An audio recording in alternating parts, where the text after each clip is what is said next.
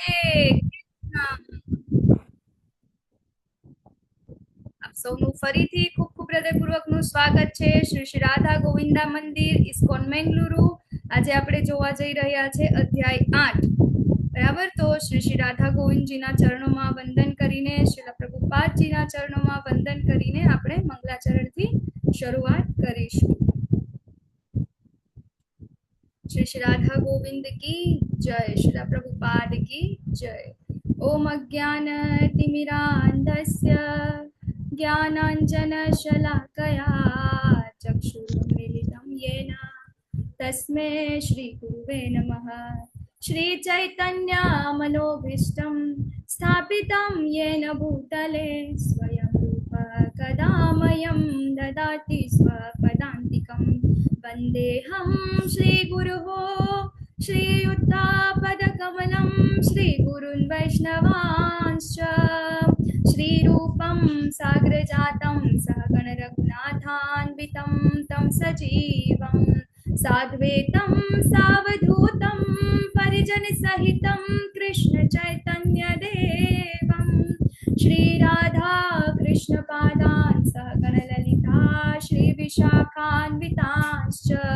हे कृष्णा करुणा सिन्धो दीनबन्धो जगत्पते गोपेश गोपिका कान्त राधा कान्त नमोऽस्तुते. तप्त काञ्चन गौराङ्गी श्रीराधे वृन्दावनेश्वरी वृषभानुसुते हरिप्रिये वाञ्छाकल्पतरुभ्यश्च कृपा सिन्धुभ्य एव च पतितानां पावनेभ्यो वैष्णवेभ्यो नमो नमः. नमः ॐ विष्णुपादाय कृष्णपृष्ठाय भूतले श्रीमते भक्तिवेदान्त स्वामिनेति नामिने. नमस्ते सरस्वते देवे गौरवाणी प्रचारिणे निर्विशेष शून्यवादी पाश्चात्य देशतारिणे. जय श्री कृष्ण चैतन्य प्रभु श्री अद्वैत गदाधर श्रीवास आदि गौर भक्त वृंद. हरे कृष्ण कृष्ण कृष्ण हरे हरे हरे राम राम राम हरे कृष्ण हरे हरे कृष्ण. તો ચાલો આજે આપણે બધા અધ્યાય 8 તરફ આગળ વધીએ. એના પહેલા તમારે મને કહેવાનું છે, બરાબર? થોડા ઘણા પ્રશ્નો. હા, અવાજ આવે છે મારો? હરે કૃષ્ણ. હા માતાજી, આવે છે. માતાજી વચ્ચે ડિસ્ટર્બન્સ કેમ આવ્યા કરે છે? શું આવે છે પ્રભુજી? ગુડ ગુડ ગુડ આખો અવાજ આવે છે. હવાનો અવાજ આવતો હોય ને એવું હોય. અવાજ એવું લાગે. અચ્છા, એટલે પ્રોપર અવાજ નથી આવતો મારો? ડિસ્ટર્બન્સ આવે છે માતાજી. તમારા અવાજમાં કોઈ સંભળાય છે તો વચ્ચે ડિસ્ટર્બન્સ આવે છે. કોઈકનો માઇક, કોઈકનું સ્પીકર ચાલુ છે. હા, કોઈકનું માઇક ચાલુ હશે એટલે માઇક ચાલુ છે એટલે બધા મ્યુટ કરી દો. મ્યુટ આપણે એ જ કરીએ, બરાબર? બધાને મ્યુટ કરી દઈએ. ચાલો,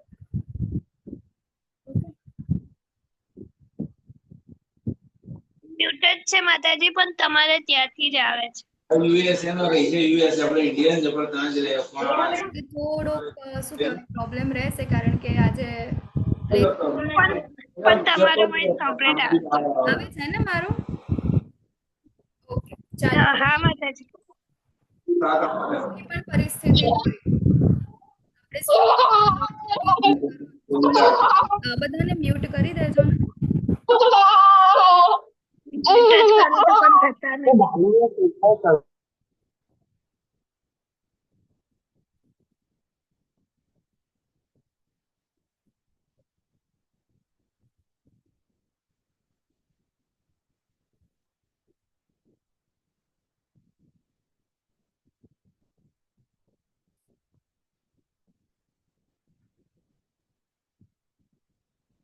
કેમ બંધ થઈ ગયો?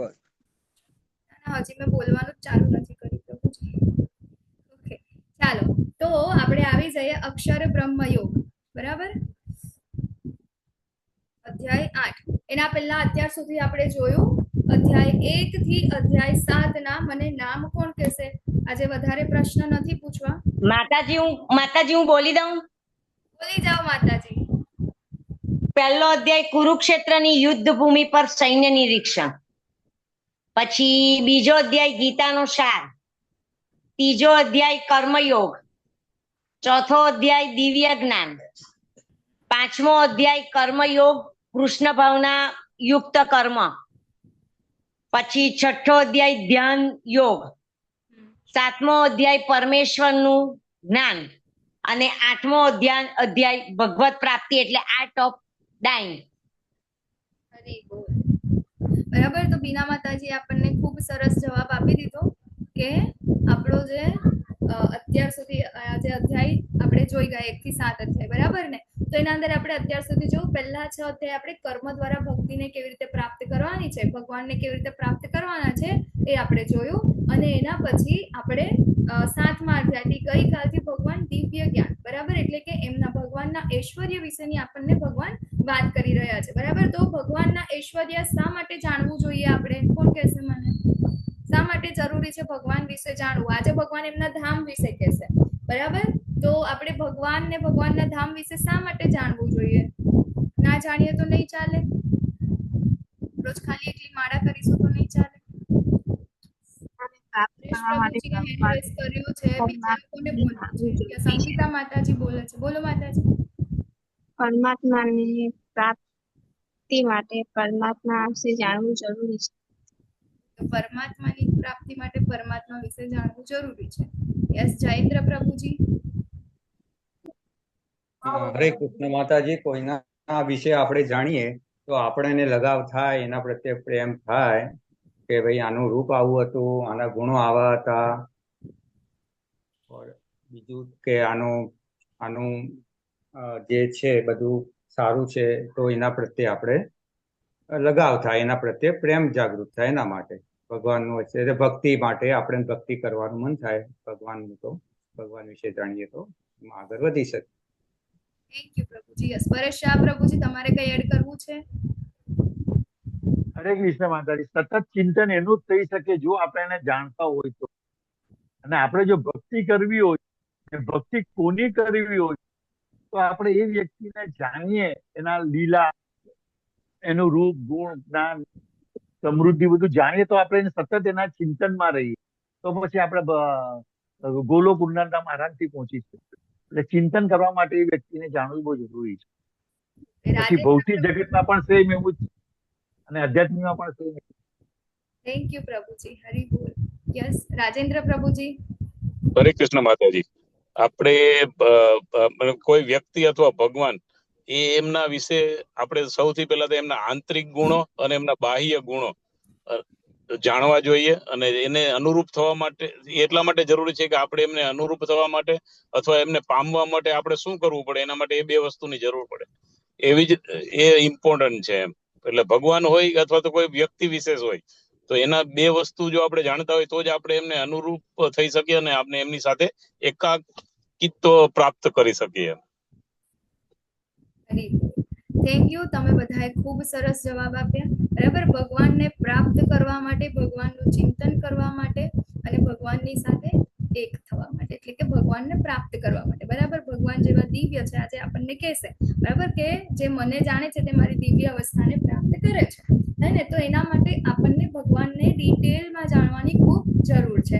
ભૌતિક જગતના અંદર પણ આપણે કોઈક વ્યક્તિને પ્રેમ કરવો હોય, બરાબર, અલ્ટિમેટલી ધ્યેય શું છે આપણો? ભગવત પ્રાપ્તિ, અથવા તો ભગવાનને પ્રેમ કરવો છે, તો ભગવાનના પ્રેમની આપણે પ્રાપ્તિ કરવાની છે, બરાબર ને? તો એ પ્રાપ્ત કરવા માટે, કોઈ કરવા માટે એના વિશે જાણવું એ ખૂબ ઇમ્પોર્ટન્ટ છે, બરાબર ને? તો એટલા માટે આપણને ભગવાન અહીંયા 7મા અધ્યાયમાં એમના વિશે બધું બતાવે છે, બરાબર. તો ગઈકાલે ભગવાને અલગ અલગ ભૌતિક વસ્તુઓના અંદર કીધું કે હું આમાં આ છું, આમાં આ છું, બરાબર. અને એક મેઇન વસ્તુ ભગવાને ગઈકાલે કીધી, એના અંદર 2 શક્તિઓ ભગવાનની છે. કઈ કઈ 2 શક્તિઓ કીધી ભગવાને ગઈકાલે?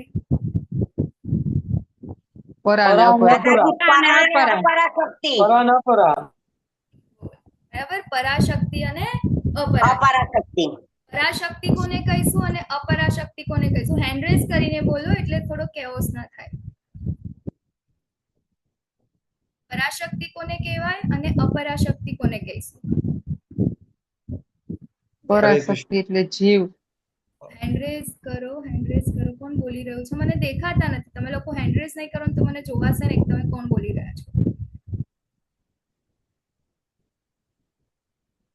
ચલો જયેન્દ્ર પ્રભુજી. જયેન્દ્ર પ્રભુજી કઈ પણ પ્રશ્ન હોય ને એટલે એમનો હાથ, એમનું કર્સર તો છે ને ત્યાં જ હોય. બરાબર? ક્યાં હોય?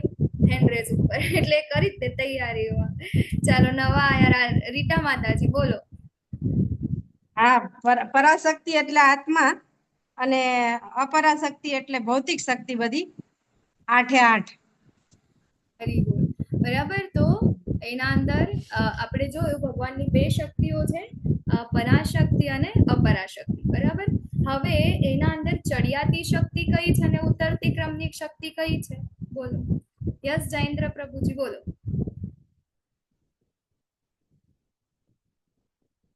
માતાજી, પરાશક્તિ એટલે જે જીવન પ્રકૃતિ છે પરાશક્તિમાં આવે. અને આપણે અપરાશક્તિ છે 8 તત્વની બનેલી છે. એ અગ્નિ, જળ, વાયુ, આકાશ, પૃથ્વી, મન, બુદ્ધિ અને અહંકાર એ 8 તત્વોની અપરાશક્તિ બનેલી છે. મારો પ્રશ્ન એ છે ચડિયાતો એ પરાશક્તિ શક્તિ કઈ છે? ઉતરતા ક્રમની કઈ છે? ચડતા ક્રમ ને ઉતરતા ક્રમની, એમ ને? રીટા માતાજી તમારો એ આપણે ચડતા ક્રમની હોય તો પરાશક્તિ જીવન પ્રકૃતિ છે જીવની બનેલી એ શક્તિ, અને નીચલી કક્ષાની એ કઈ? અપરાશક્તિ અપરાશક્તિ. આપણે અગ્નિ, જે અગ્નિ, જળ, વાયુ, આકાશ, પૃથ્વી 8 તત્વોની બનેલી ભગવાનની ભૌતિક પ્રકૃતિ કે જે આપણે જે કાંઈ પણ જોઈએ છીએ, જેટલું પણ વિદ્યમાન છે, બરાબર, દ્રશ્ય જગત આખું એ બધું શું છે? ભગવાનની એ ભૌતિક શક્તિ છે. બરાબર. તો હવે અહીં આગળ આપણે જોયું કે ભગવાને કીધું કે આ બંને મારી શક્તિઓ છે અને જીવ શું કરે છે? અનંત કાળથી ભૌતિક પ્રકૃતિના સંસર્ગમાં આવે છે ને, એટલે ભૌતિક પ્રકૃતિના 3 ગુણોના હેઠળ શું કરે છે? બંધાઈ જાય છે. એટલે એને શું કહેવાય છે? જ્યારે ભૌતિક પ્રકૃતિના સાથે બંધાઈ જાય છે તો એને શું કહે છે? આપણે એ જીવને કેવા જીવ કહીએ છીએ? બદ્ધ જીવ. બદ્ધ જીવ. તો એ બદ્ધ જીવ છે અને બદ્ધ જીવને આ દોરીમાંથી છૂટવા માટે કોની જરૂર પડે છે? મુક્ત જીવ એટલે કે મુક્ત આત્માનો જરૂર પડે છે. બરાબર. તો એના માટે આપણે ગઈકાલે જોયું હતું કે આપણે પરંપરામાં આવતા ગુરુઓ કે જે લોકો આ બદ્ધ નથી, બરાબર, ને 3 ગુણોથી ઉપર છે, બરાબર, ભગવાનના શરણાગત થવાથી, એવા વૈષ્ણવના શરણાગત થવાથી પરંપરાના અંદર આવતા તો આપણે શું થઈશું? આ બધી વસ્તુઓથી મુક્ત થઈશું અને અલ્ટિમેટ આપણું ધ્યેય જે છે એ આપણે ત્યાં આગળ પ્રાપ્ત કરીશું. બરાબર. તો ગઈકાલે ભગવાને આમના વિશે બધું કીધું કે પાણીના અંદર હું સ્વાદ છું, આ તે બધું સામર્થ્ય છું મનુષ્યના અંદર. તો એ બધી ડિટેલ આપણે જોઈ. હવે અહીંયા આગળ 8મો અધ્યાય છે. 8મા અધ્યાયના અંદર અહીંયા આગળ ભગવાન એમના વિશે નથી કહેતા. બરાબર. અહીં આગળ અર્જુનજીના છેલ્લે પ્રશ્નો થાય છે. શું પ્રશ્ન થાય છે? તો ગયા ચેપ્ટરના અંદર છેલ્લા 2 શ્લોક એવા હતા કે જેના અંદર અર્જુનજીને શું પ્રશ્ન થાય છે? કયા કયા શબ્દ હતા? તો આદિદેવ શું છે? બરાબર. આદિયજ્ઞ શું છે? બ્રહ્મ શું છે? પરમાત્મા શું છે? તો એ ટોટલ 8 જે પ્રશ્નો જે છે અર્જુનજી અહીંયા આગળ પૂછે છે. તો અર્જુનજી એ પૂછે છે અને ભગવાન અહીંયા આગળ એમનો જવાબ આપે છે. તો અહીંયા પહેલા ભગવાન એમના ઐશ્વર્ય વિશે કહેતા હતા, એમાંથી વચ્ચે અર્જુનજી પૂછે છે ઉભા રહો ભગવાન, મને થોડી આ સમજ નથી પડતી તમે જે આ બોલ્યા એના અંદર. એટલે અર્જુનજી એ પ્રશ્ન પૂછે છે એટલે ભગવાન પછી એ પ્રશ્નના જવાબ આપવા માંડી જાય છે. એટલા માટે હવે આપણે જ્યારે કાલથી ચાલુ કરીશું ને તો કાલનું જે 9મું ચેપ્ટર છે ને 7મા ચેપ્ટરનું શું થશે? કન્ટિન્યુએશન થશે. બરાબર ને? તો અર્જુનજી અહીં ગાડી પૂછે છે કે હે ભગવાન, હે પુરુષોત્તમ, બ્રહ્મ શું છે? આત્મા શું છે? સકામ કર્મ શું છે? ભૌતિક જગત શું છે? દેવો શું છે? આ બધું મને સમજાવો. પછી કહે છે કે યજ્ઞના સ્વામી કોણ છે અને શરીરમાં કેવી રીતે રહે છે અને ભક્તિમય પરોવાયેલો મનુષ્ય અંતકાળે આપણે કેવી રીતે જાણી શકે છે? તો ટોટલ 8 પ્રશ્નો છે. બરાબર. બ્રહ્મ, અધ્યાત્મ, આધિદેવ, આધિયજ્ઞ, બરાબર, પ્રણય લોક અને એવી રીતે ટોટલ આપણા 8 જે પ્રશ્ન છે પ્રશ્ન પૂછે છે અને ભગવાન એના અહીંયા જવાબ આપે છે. તો અર્જુનજી પૂછે છે કે બ્રહ્મ શું છે? તો ભગવાન કહે છે કે બ્રહ્મ એટલે કે આત્મા, બરાબર, કે જે જીવ અવિનાશી જે જીવંત અસ્તિત્વ છે, હે ને? તો એ છે એને કહીશું આપણે અહીંયા બ્રહ્મ. બરાબર. પછી અધ્યાત્મ એટલે શું છે? તો આ જે શરીરનો નિયંત્રક કોણ છે? જીવ છે. તો જીવનો સ્વભાવ શું છે? તો એ છે અધ્યાત્મ, સ્પિરિચ્યુઆલિટી. બરાબર. એ જ છે અહીંયા ગાડી ભગવાનની સેવા કરો. બરાબર. સ્પિરિચ્યુઆલિટી એટલે એ જ છે, એ જીવનો સ્વભાવ છે, એને કહેવાય છે અધ્યાત્મ. પછી છે સકામ કર્મ શું છે? તો આ જીવ જ્યારે ભૌતિક પ્રકૃતિની સાથે રહી અને જેટલી પણ મતલબ કે શું કહેવાય, ભૌતિક શરીરોના અંદર વિકાસ માટે જેટલા કંઈ પણ કાર્યો કરે છે ને, એને શું કહે છે અહીંયા આગળ આપણે? સકામ કર્મ. અને આગળ પણ આની આપણે ડિટેલમાં ડેફિનેશન જોઈ ગયા કે જેના અંદર આપણે શું કહેવાય, ફળદાયી પ્રવૃત્તિઓની આપણને આશા આવે. બરાબર. કે જે આપણને બંધનમાં બાંધે છે, તો એને કહીશું આપણે સકામ કર્મ. પછી અધિભૂત કોણ છે? તો અધિભૂત એટલે કે ભૌતિક પ્રકૃતિ ભગવાનની. બરાબર. કે આ જગત જે છે આખું એ. અધિદેવ કોણ છે? તો અધિદેવ એટલે કે આ વિરાટ સ્વરૂપ ભગવાનનું, કે જેના અંદર જેટલા પણ સૂર્ય, ચંદ્ર ને જેટલું આપણને દેખાય છે ને, બધા જ દેવતાઓનો એના અંદર સમાવેશ થાય છે. એ છે ભગવાનનું શું છે? વિરાટ રૂપ છે. એ છે અધિદેવ. બરાબર. સર્વોચ્ચ દેવ. પછી જે અધિયજ્ઞ કોણ છે? તો અધિયજ્ઞ છે પરમાત્મા, કે દરેક જીવના હૃદયમાં રહેલા છે. હે ને? તો અહીંયા ગાડી પૂછે છે કે અધિયજ્ઞ ક્યાં રહે છે? એટલે કે પરમાત્મા. એમનું લોકેશન ક્યાં છે? તો પરમાત્માનું લોકેશન છે દરેક જીવાત્માના હૃદયના અંદર. બરાબર. પછી મૃત્યુ સમયે કૃષ્ણનું સ્મરણ કેવી રીતે કરવું જોઈએ? તો અહીંયા ગાડી ભગવાન આપણને કહે છે કે જીવનભર સ્મરણનો અભ્યાસ કરતા રહેવું જોઈએ. બરાબર. ને ત્યારે આપણને છેલ્લે જઈને ભગવાન યાદ આવશે. બરાબર છે. તો અહીંયા ગાડી આગળ આવશે ભગવાનની જે શું કે આજે કહેશે ને કે આપણે કોનું ચિંતન કરવું જોઈએ, હે ને? સ્મરણ આપણે કેવી રીતે કરીશું આપણે આગળ જોઈએ. જીવનભર કેમ આપણે અભ્યાસ કરવાનો છે, હે ને? તો પૂર્ણ પુરુષોત્તમ પરમેશ્વરે કહ્યું અવિનાશી તથા દિવ્ય જીવને બ્રહ્મ કહે છે, તેના સનાતન સ્વભાવને અધ્યાત્મ એટલે કે આત્મા કહે છે, અને જીવોના ભૌતિક શરીરના વિકાસ થવાની પ્રક્રિયા સાથે સંકળાયેલા કાર્યોને સકામ કર્મ કહે છે. બરાબર. એ જેટલા સકામ કર્મ કરે છે એવી જ રીતે એને અલગ અલગ શું કહેવાય, દેહ એને પ્રાપ્ત થાય છે. યસ પરેશ પ્રભુજી, તમારો હેન્ડ રેસ છે. માતાજી બહુ જ આવે છે ડિસ્ટર્બન્સ, એટલે બહુ જ અવાજ આવે છે. હા માતાજી ડિસ્ટર્બન્સ બહુ આવે છે. રાધે કૃષ્ણ માતાજી આવે છે. બધાનું મ્યુટ કરી દો તો નહીં અવાજ આવે.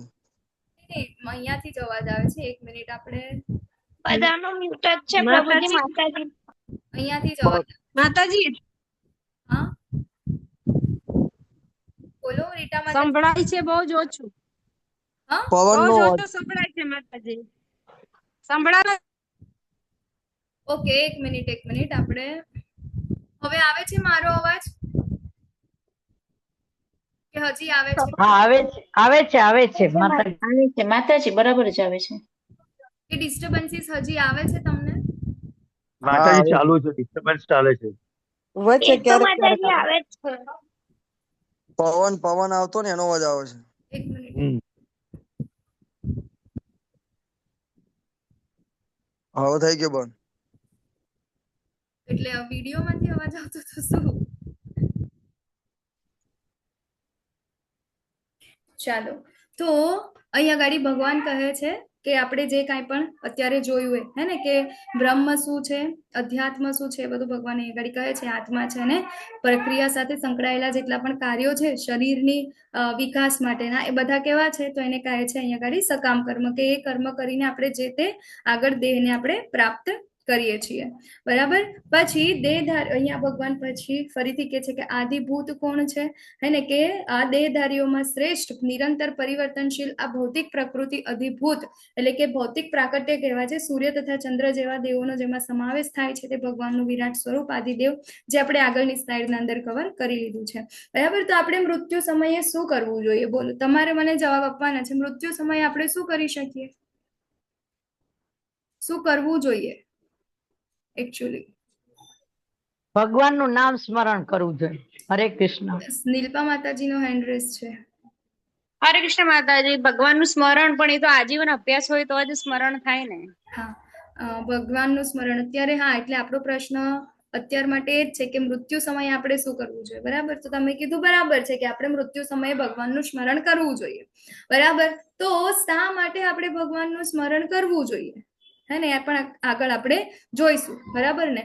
તો ભગવાન અહીં આગળ કહે છે કે જે મનુષ્ય મૃત્યુ સમયે કેવળ મારું સ્મરણ કરતો રહીને શરીર ત્યજે છે તે તરત જ મારી પ્રકૃતિને પામે છે, આમાં લેશ માત્ર સંદેહ નથી, બરાબર. તો અહીંયા આગળ ભગવાન આપણને કહે છે કે તું છેલ્લી સમય, બરાબર, અંતકાલે ચ મામેવ સ્મરણ મુક્ત્વા કલેવરમ, કે છેલ્લા સમયે જો તું મને મારું સ્મરણ કરીશ, મને યાદ રાખીશ, ત્યારે જઈને શું કરે છે, આપણે ભગવાનની પ્રકૃતિને પામીએ છીએ. ભગવાનની પ્રકૃતિ શું છે? આધ્યાત્મિક, બરાબર. ભગવાન કેવા છે? સતચિત્ત આનંદ છે. તો આપણે પણ આપણું જે અધ્યાત્મ જે છે, આપણો સ્વભાવ જે છે, આપણે એને પ્રાપ્ત કરીશું, બરાબર. ને અત્યારે આપણે શું કરીએ છીએ, હે ને, કે કોઈકને એવી ખબર પડે કે ભાઈ તમારી પાસે ખાલી જીવવા માટેના 2 દિવસ છે છેલ્લા, અથવા તો તમારી પાસે અઠવાડિયું છે કે 6 મહિના છે કે 12 મહિના છે કે 4 મહિના છે, બરાબર. તો આપણે શું કરીએ? યુઝ્યુઅલી આપણે આપણું લિસ્ટ બનાવીએ, બરાબર, વિશ લિસ્ટ બનાવીએ કે મારે મારી લાઈફના અંદર કઈ કઈ વસ્તુઓની વિશ છે, મને કઈ કઈ ઈચ્છાઓ છે જે મારી પૂરી કરવાની બાકી છે, તો મરતા પહેલા એ પૂરી કરી દઈએ, બરાબર. તો મારે શું કહેવાય, ગોવા ફરવા જવાનું છે, મારે પહાડોમાં જવાનું છે, મારે સ્વિટ્ઝરલેન્ડ ફરવા જવાનું છે, મારે શું કહેવાય અંડર સ્કાય ડાઇવિંગ, શું કહેવાય મારે સ્કાય ડાઇવિંગ કરવું છે, અંડર વોટર ડાઇવિંગ કરવું છે મારે, બરાબર, બંજી જમ્પિંગ કરવું છે, મારે એડવેન્ચરસ એક્ટિવિટી કરવી છે, મારે આ કરવું છે, મારે તે કરવું છે, કેટલી બધી વસ્તુની વિશ લિસ્ટ બનાવે, અને છેલ્લે મરતા પછી આ વિશ લિસ્ટ ક્યારેય પૂરી થતી નથી, બરાબર. કારણ કે એક ઈચ્છા જ્યારે પૂરી કરવા જાય છે ત્યારે એમાંથી પાછી બીજી ઈચ્છા ઉદ્ભવે છે, બરાબર ને. તો આ અહીંયા આગળ આપણને ભગવાન એ સ્વભાવ જે છે એ શેનો છે? ઇન્દ્રિય તૃપ્તિ માટેનું છે, જે ભૌતિક પ્લેટફોર્મ પર છે. તો ભગવાન અહીંયા આગળ આપણને કહે છે કે આપણો અલ્ટિમેટ ગોલ શું છે? આપણો સ્વભાવ, જીવનો સ્વભાવ શું છે? એ છે અધ્યાત્મ, બરાબર. ભગવાનને પ્રાપ્ત કરવું, ભગવાનની સેવા કરવી આપણો સ્વભાવ છે. તો જ્યારે આપણે છેલ્લે અધ્યાત્મ એટલે કે ભગવાનને આપણે જ્યારે યાદ કરીશું, સતચિત્ત આનંદને આપણે જ્યારે પ્રાપ્ત કરીશું, છેલ્લે સ્મરણ આપણે જેનું કરીશું, ત્યારે આપણને કોણ પ્રાપ્ત થશે? એ વખતે ભગવાન પ્રાપ્ત થશે, બરાબર. આના અંદર લેશ માત્ર સંદેહ નથી. અને જે લોકો આવું નથી કરતા ને, બરાબર, જે એ લોકો ભગવાનને છેલ્લે વખતે યાદ નથી કરતા, તો જે તે નેક્સ્ટ બર્થ ના અંદર, બરાબર, એ લોકોનો એ જે તે એને ચિંતન કર્યું હશે ને એના અંદર જ એને જન્મ થાય છે. તો એના માટે આપણે આગળ એક ઉદાહરણ જોઈ ગયા. બોલો કયું ઉદાહરણ જોયું હતું આપણે? કઈ કથા જોઈ હતી જેને 3 જન્મ મળે છે?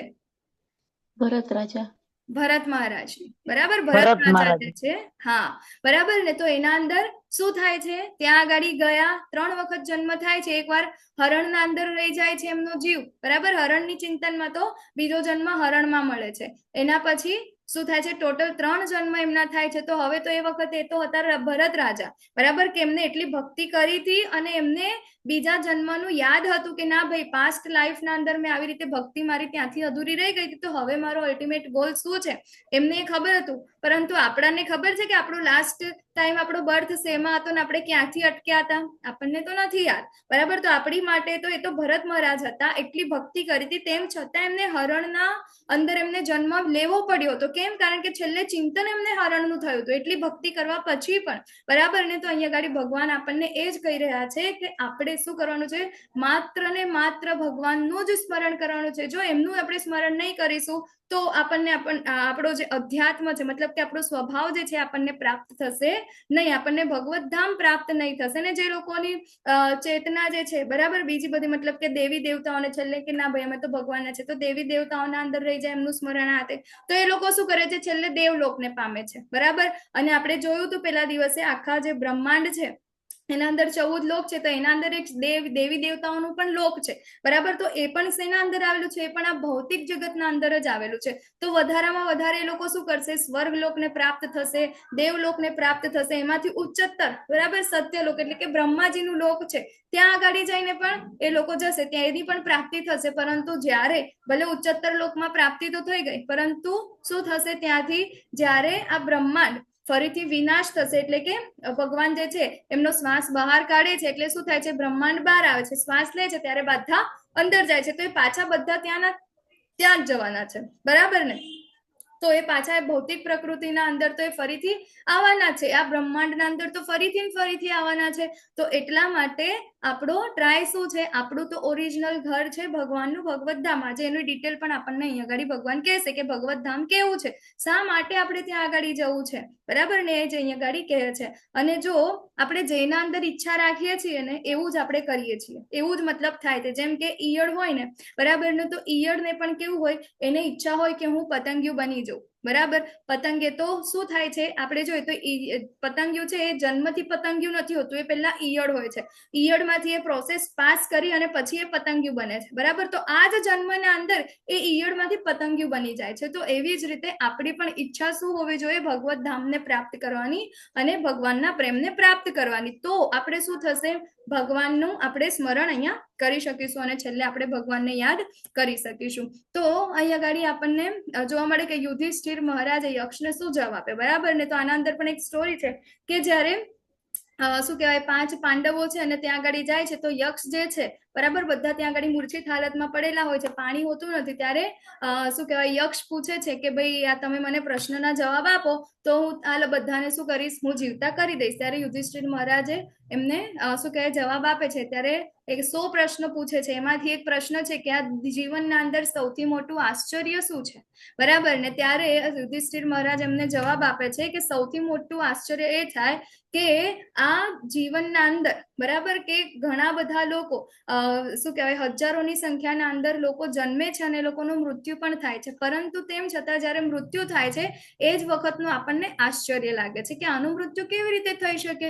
આપણે બી જોઈએ છે ને, આ તો હમણાં જ મારી સાથે 2 કલાક પહેલા તો વાત થઈ હતી, ગઈકાલે તો હજી અમે મળ્યા હતા, હમણાં તો મારી સાથે ત્યાં આગળ લગ્નમાં અમે લોકો મળ્યા હતા, આવી વાત કરી હતી. આજે સવારે તો એમની સાથે બેસીને અમે લોકોએ નાસ્તો કર્યો, તો ચા પીધી હતી, એટલી વારમાં અમને આવું થઈ ગયું, કેવી રીતે આવું થઈ શકે, બરાબર. તો સૌથી મોટું આશ્ચર્ય છે. તો અહીંયા ગાડી જે મૃત્યુ જે છે, હે ને, તો આપણે મૃત્યુને આપણે કેવી રીતે લેવાનું છે, પોઝિટિવ રીતે લેવાનું છે કે જેના અંદર આ જન્મ આપણો પૂરો કરીને આપણે આપણું જે ઓરિજિનલ ઘર છે, આપણો શું કહેવાય ઓરિજિનલ આપણો સ્વભાવ જે છે પ્રાપ્ત કરી શકીએ. મૃત્યુથી ડરવાની જરૂર નથી. અત્યારે આપણું જે જીવન જે છે, આપણે શું કરીએ છીએ, મૃત્યુથી બચવા માટેના કાર્યો કરી રહ્યા છે કે કેવી રીતે આપણને મૃત્યુ ના આવે, હા ને. પરંતુ અહીંયા ગાડી આપણને ભગવદ્ ગીતા એ શીખવાડી રહી છે, ભગવાન એ શીખવાડી રહ્યા છે કે આપણે મૃત્યુ માટે પ્રિપેર કેવી રીતે થવાનું છે. હરે કૃષ્ણ.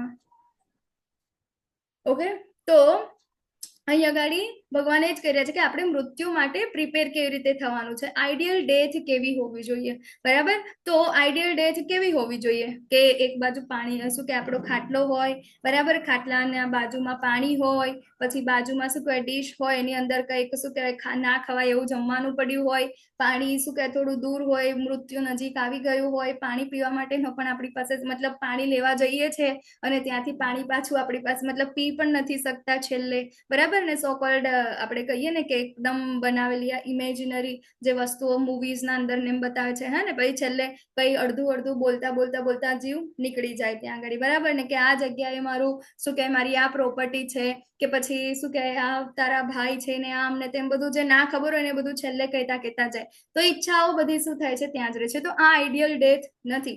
ભગવાન કહે છે કે આઈડિયલ ડેથ કોના જેવી હોવી જોઈએ, તો લાસ્ટ સ્લાઇડના અંદર આપણે જોઈએ ભીષ્મ પિતામહ, બરાબર, કે એમને મૃત્યુ સમયે કોને યાદ કર્યા હતા, મૃત્યુ સમયે એમને ભગવાનને યાદ કર્યા હતા. એમને તો શું કહેવાય એવી ઈચ્છા કરી હતી કે મારું મૃત્યુ તો ભગવાનની સમક્ષ જ થાય, એમની સામે જ, બરાબર. એમને જોતા જોતા મારા પ્રાણ નીકળે, હે ને. તો વિચારો કે જ્યાં એમની સામે ભગવાન હોય તો પછી એમને બીજે ક્યાંય જવાની જરૂર પડશે, બરાબર. એમનું તો મતલબ કે પાક્કું છે ને કે તો ભગવત ધામને પ્રાપ્ત કરશે, હે ને. તો અહીંયા આગળ છે કે ભગવાનને યાદ કરવાથી આપણે આપણું જે ઓરિજિનલ સ્વભાવ જે છે, ભગવત ધામ જે છે, આપણે પ્રાપ્ત કરી શકીએ. તો કૃષ્ણ સિવાય બીજું કંઈ યાદ કરવાથી શું પરિણામ આવશે એ આપણે જોયું, બરાબર, કે શરીરનો ત્યાગ કરતી વખતે મનુષ્ય જે ભાવનું સ્મરણ કરે છે તે જ ભાવને તે નિશ્ચિતપણે પ્રાપ્ત કરે છે, બરાબર. તો અત્યારે આપણે જોઈએ કે એક જ મિનિટ.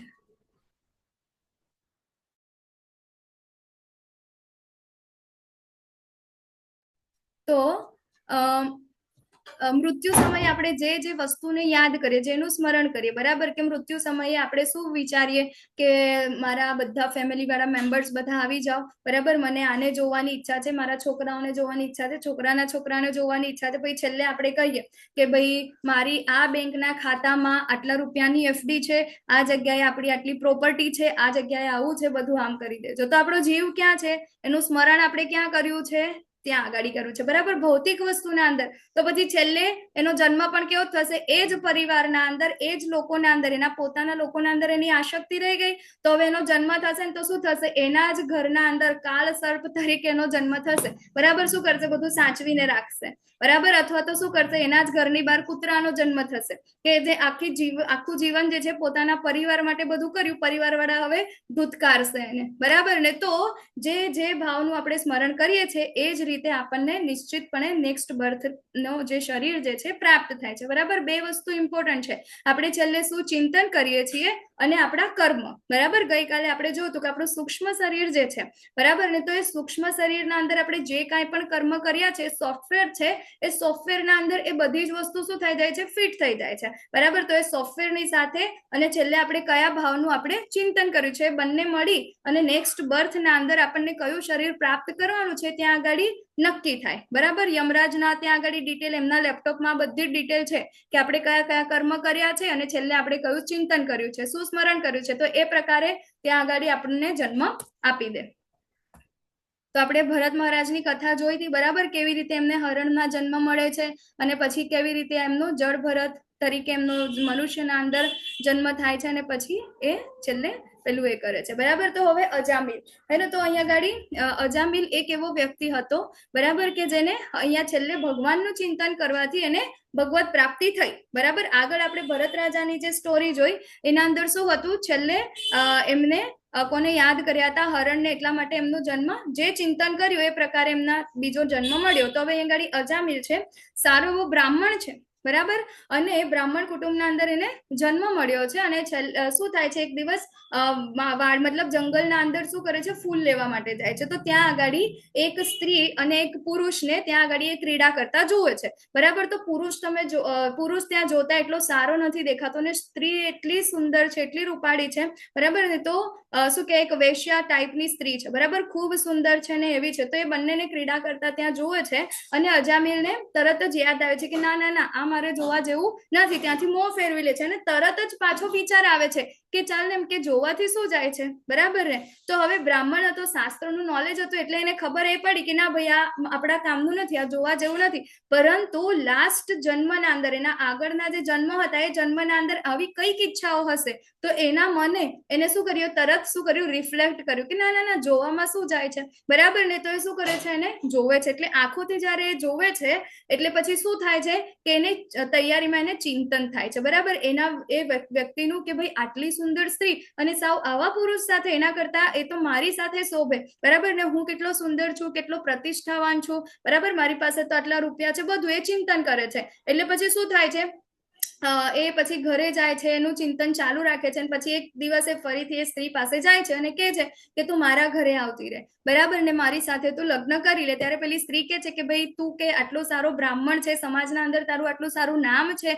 અને મારા જેવી સ્ત્રીની તું ઈચ્છા રાખે છે કે મને તો રોજ, કે વાંધો ને, હું તારી સાથે લગ્ન તો કરું, પણ કે મને તો રોજની સોના મહોર જોઈએ, મને તો શું કે ખાવા અને પીવા અને એવું બધું જોઈએ. તો એ બધું તું ક્યાંથી લાવીશ, તો એ બધું થઈ જશે એમ કે તું મારી સાથે આવી જા. તો અજામિલ તો એને લઈને જાય છે, બરાબર ને. તો એનાથી એના માતા પિતા છે એ પણ જતા રહે છે, પછી એનાથી ત્રાસીને પછી એની પત્ની પણ જતી રહે છે અને પછી જે અજામિલ છે ઘણા વર્ષો સુધી એની સાથે ભોગ ભોગવે છે અને ટોટલ 10 પુત્રોને જન્મ આપે છે, બરાબર ને. તો એના અંદર જે છેલ્લો પુત્ર છે ને એનું નામ એ રાખે છે નારાયણ, બરાબર ને. તો જ્યારે હવે છેલ્લો પુત્ર હતો એનું નામ એના નારાયણ, અને શું કરે છે, એનો સૌથી વહાલો દીકરો હોય છે. તો એક વખત શું થાય છે, અજામિલ ડેથ બેડ ઉપર હોય છે અને શું કહેવાય, નારાયણ નારાયણ બૂમો પાડે છે. કેમ? કારણ કે ત્યાં આગળ એને છે ને બધા યમના દૂતો દેખાય છે. યમદૂતો આ ફોટામાં તમને દેખાય ને એવા, બરાબર, કેટલા ભયાનક હોય છે એને. તો એવા ભયાનક ચહેરા જોઈ અને પછી એ શું કરે છે, નારાયણ નારાયણ યાદ કરે છે. એકચ્યુઅલમાં એ નારાયણ કોને બોલાવતો હોય છે, એના બાળકને બોલાવતો હોય છે. કેમ? કારણ કે એને શું કહેવાય, ત્યાં આગળ એનું હરે કૃષ્ણ, એક જ મિનિટ.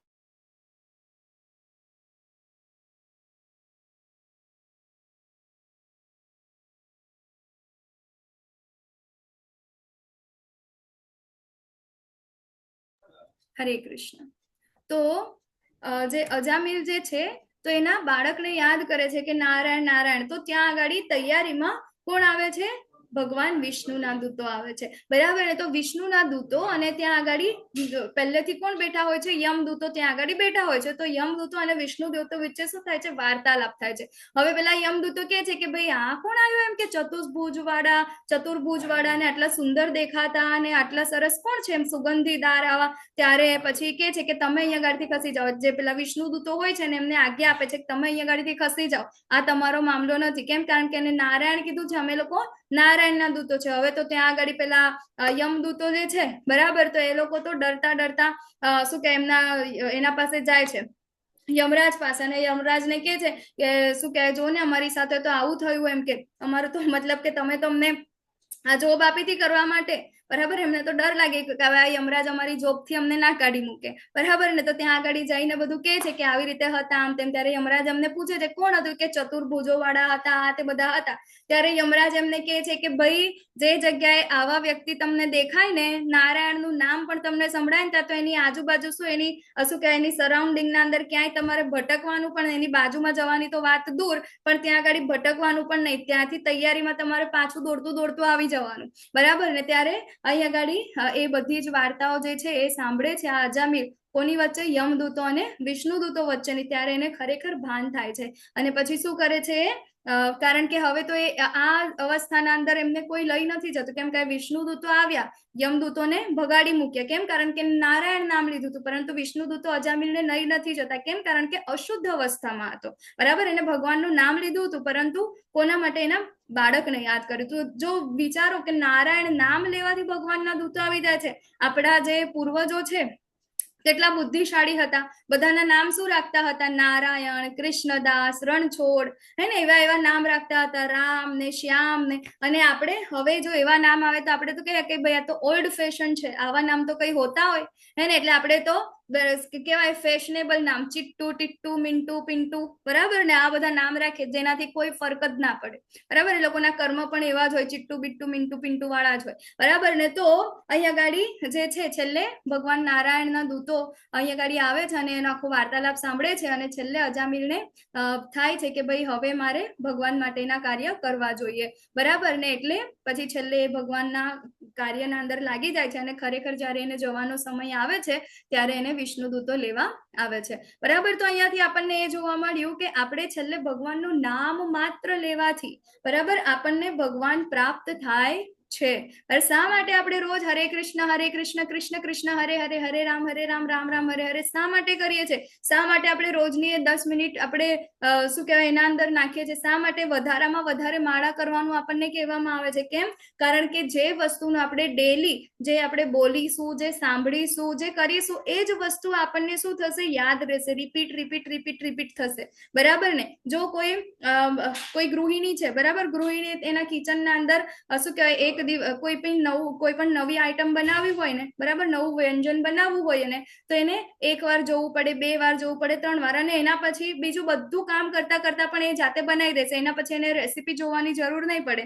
એના પછી એ બીજું બધું કામ કરતા, વાતો શું કહેવાય ફોન પર મમ્મી સાથે વાતો કરતા કરતા, બાળકો સાથે વાતો કરતા કરતા પણ એ રીતે બનાવી દેશે. એના અંદર પછી એને ધ્યાન નહીં આપવું પડે કે હું આ કરું તો એના અંદર આવું કશું થઈ જશે, બરાબર. તો અહીંયા ગાડી એ જ છે કે આપણે જયારે ભગવાનનું નિત્ય ચિંતન કરતા રહીશું, સ્મરણ કરતા રહીશું, તો છેલ્લે ડેથ બેડ ઉપર જયારે આપણી શું કહેવાય મરણની આપણે જયારે સમય આવશે ત્યારે આપણે ભગવાનનું ચિંતન કરી શકીશું, બરાબર. અભ્યાસ છે, પ્રેક્ટિસ છે. રોજ આપણે જે માળા કરીએ છીએ, ભગવાનને ભોગ ધરાવીએ છીએ, એ બધું શું છે? પ્રેક્ટિસ છે. તેથી હે અર્જુન, તારે સદા કૃષ્ણ રૂપમાં રહેલા મારું ચિંતન કરતા રહેવું અને એ સાથે જ યુદ્ધ કરવાનું તારું નિર્ધારિત કર્તવ્ય પણ કરતા રહેવું જોઈએ. તારા કાર્યોનું મને સમર્પણ કરીને અને તારા મન તથા બુદ્ધિને મારામાં સ્થિર કરીને તું નિશ્ચિતપણે મને પ્રાપ્ત કરીશ, બરાબર. અહીંયા આગળ ભગવાન કહે છે કે તારા મનને, બરાબર, મન અને બુદ્ધિને ભગવાનના અંદર આપણે સ્થિર કરવાના છે, બરાબર. તો આપણે આગળ કેટલા યોગા લેડર જોયા, બરાબર. કયા કયા પ્રકારના યોગા હતા? તો કર્મ યોગ હતો, ધ્યાન યોગ હતો, બરાબર ને? તો આ બધા જ જે છે જ્ઞાન યોગ હતો, અને અલ્ટિમેટલી કયું છે? ભક્તિ યોગ, બરાબર ને? તો આ બધી જ વસ્તુના અંદર શું હતું કે આપણે આપણી બુદ્ધિને અને આપણા મનને આપણે કોનામાં લગાડવાનું છે? ભગવાનના અંદર લગાડવાનું છે.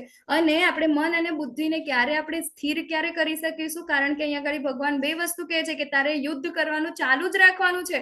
આપણે ઘર બાર છોડીને આપણે હિમાલયમાં નથી જતું રહેવાનું એ યોગા કરવા માટે, બરાબર? આપણી પાસે એટલી કેપેસિટી પણ નથી કે આપણે જ્ઞાન અર્જિત કરી શકીએ એટલું બધું, કે આટલા આપણા વેદ પુરાણ એટલું બધું શાસ્ત્ર છે આપણે એનું પઠન કરી શકીએ, બરાબર? આપણે કશું જ નથી કરી શકતા. તો અહીંયા ગાડી કહે છે કે સૌથી પહેલા ઉપર શું છે? ભક્તિ યોગ છે. કારણ કે બધા જ અલ્ટિમેટલી ક્યાં પહોંચે છે?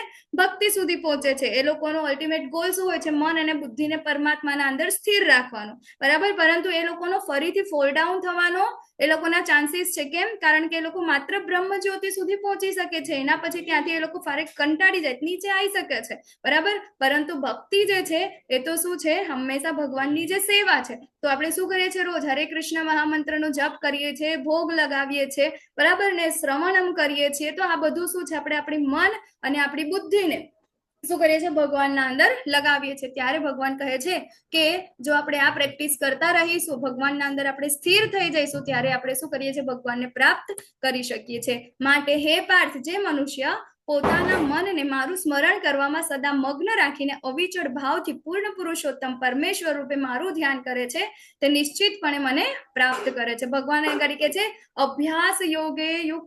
અભ્યાસ યોગ યુક્તેન, બરાબર? અને કહે છે કે ન અન્ય, બરાબર? અનન્ય ની વાત અહીંયા આગળ ભગવાન કરે છે, બરાબર? કે મારું સ્મરણ કરવામાં અવિચળ ભાવથી અને અનન્ય ભાવથી જે એની સેવા કરે છે. અનન્યનો મતલબ શું થાય છે? બરાબર? તો અહીંયા આગળ કહે છે પહેલા તો અભ્યાસ કરવાનો છે, પ્રેક્ટિસ કરવાની છે. શેની પ્રેક્ટિસ? તો ન અન્ય, બીજું કોઈ જ નહીં, બરાબર? કે ભગવાન કૃષ્ણ સિવાય બીજી કોઈ વસ્તુની એને આશા નથી. જેમ કે એને આપણે ગમે તે આપી દઈએ, ગમે તેટલો યોગી હોય, પરંતુ એને ન તો શું કહેવાય, ભગવાનને આપણે ત્રણ શું કહેવાય એ જોયા, સ્ટેજ જોયા, બરાબર? ભગવાનને સમજવાના કયા હતા? શું કહેવાય? બ્રહ્મ, પરમાત્મા અને ભગવાન, બરાબર? તો ઘણા બધા લોકો છે યોગ કરીને ક્યાં સુધી પહોંચે છે? બ્રહ્મ સુધી પહોંચે છે, ભગવાનની જ્યોતિ સુધી. એના પછી અમુક લોકો પરમાત્મા સુધી પહોંચે છે અને છેલ્લે અહીંયા ગાડી છે ભગવાન, બરાબર? તો એ લોકોને બીજે ક્યાંય નથી, બ્રહ્મ પણ નથી જોઈતું, પરમાત્મા પણ નહીં. એમને શું જોઈએ છે?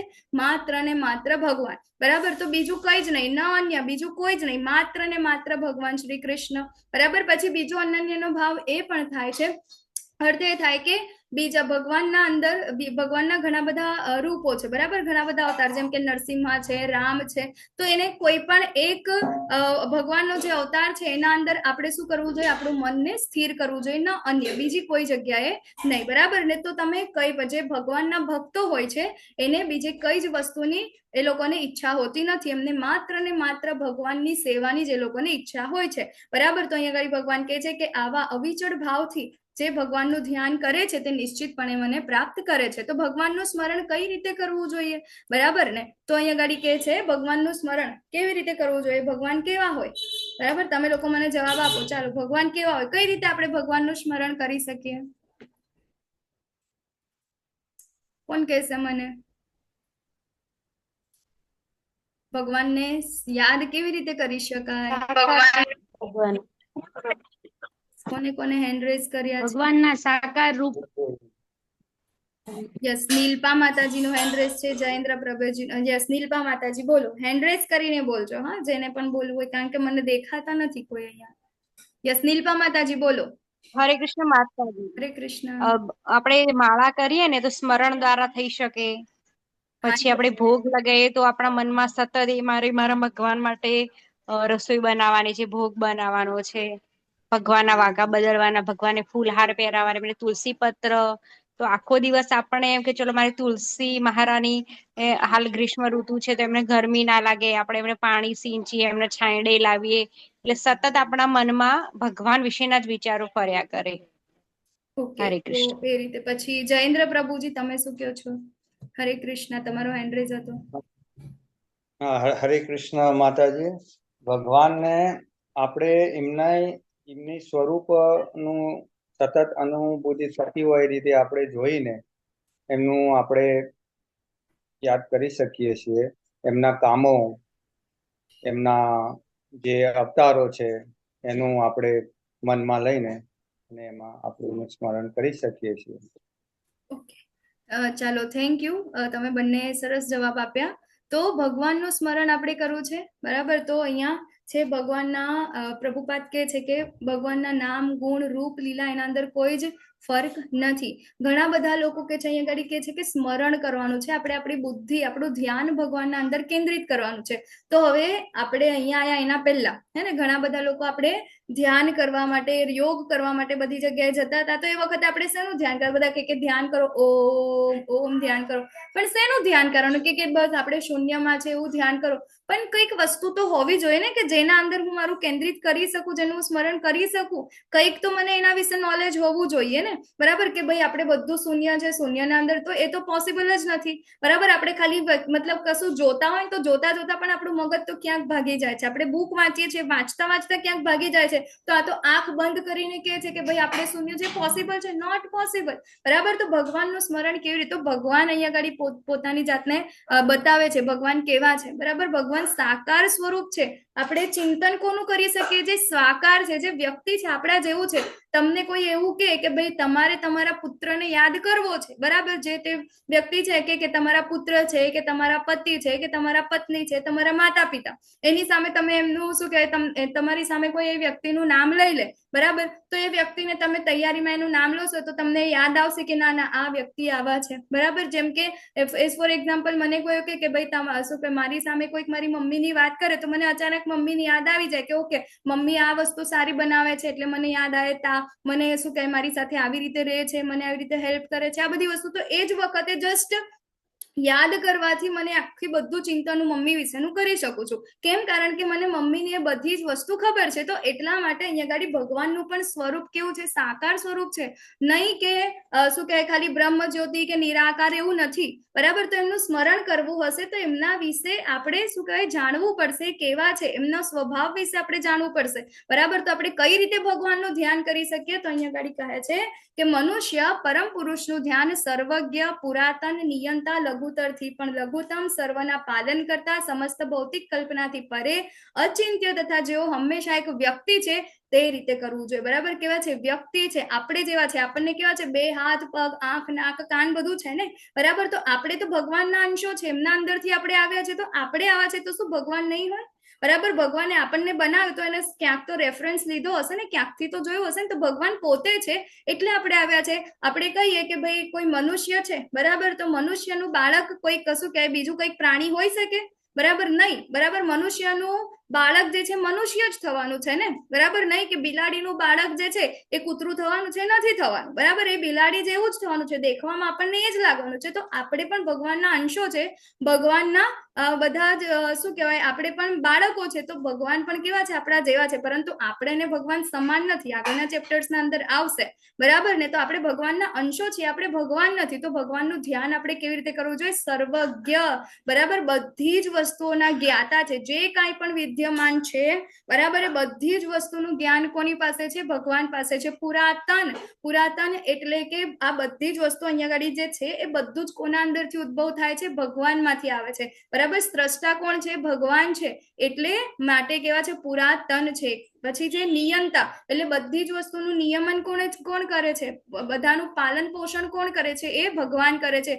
લઘુતરથી પણ લઘુત્તમ આપણે આગળ જોઈએ તો આપણા જીવ જે છે, જીવાત્માની સાઈઝ કેટલી છે? કોણ મને કહેશે? બોલો, જીવાત્માની સાઈઝ કેટલી છે? આત્માની સાઈઝ કોણ આપશે? અગ્રભાગના 10માં ભાગ. યસ, કૃષ્ણ કૃપાલયા પ્રભુજી બોલો. વાળના અગ્રભાગના 10,000માં ભાગની છે માતાજી, ટોચના. હરે કૃષ્ણ. હરે કૃષ્ણ, બરાબર. તો આપણે આપણા વાળ જે છે, બરાબર. તો વાળના અગ્રભાગના 10,000માં ભાગ જેટલી આપણી જીવાત્માની શું છે? સાઈઝ છે, હે ને.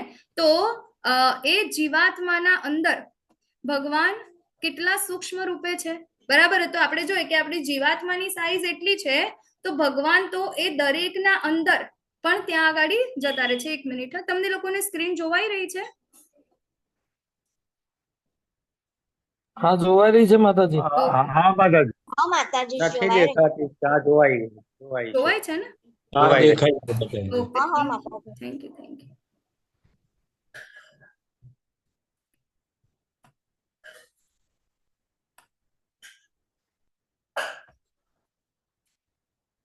કારણ કે મારામાં કંઈક તો થયું છે, મને નથી દેખાતું. ઓકે, તમને પ્રોપર જોવાય છે? માતાજી જોવાય છે. તો મારામાં માતાજી જોવાય છે. ભગવાન એકદમ કૃષ્ણ perfect છે, છે. બે મોર છે. હા, એક મિનિટ. પ્રોપર જોવાય છે માતાજી. હવે આપ દેખાવો છો માતાજી અત્યારે. હા, એક જ મિનિટ. આપણે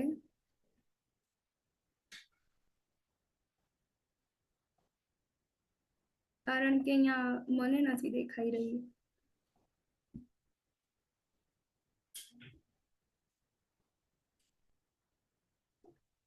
ફરીથી શેર કરવું પડશે.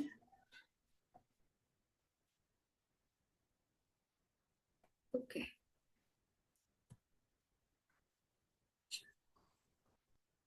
તો અહીંયા આગળ આપણને કહે છે ભગવાન કેવા છે? સૂક્ષ્મથી પણ સૂક્ષ્મ છે, એટલે લઘુત્તરથી પણ લઘુત્તમ.